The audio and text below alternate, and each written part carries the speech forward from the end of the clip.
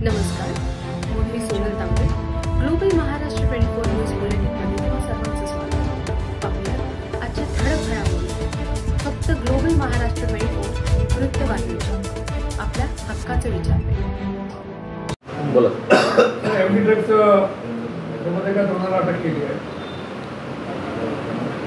Mahatma Phule police स्टेशनच्या हद्दीमध्ये एका ठिकाणी स्पा चालू असल्याची माहिती वरिष्ठ पोलीस निरीक्षक श्री परदेशी साहेब यांना मिळाली. माहितीची शहानिशा करण्यासाठी त्यांनी त्यांच्या अखत्यारीतील अधिकारी आणि कर्मचाऱ्यांना वर्कआउट करण्याच्या सूचना दिल्या आणि ते काम करीत असताना त्यांना एका ठिकाणी अशा स्वरूपाचा अवैध स्पा चालू असल्याचे निदर्शनास आल्याने त्यांनी रीतसर पंचनामा करून ह्या सर्व लोकांवर कारवाई केलेली आहे.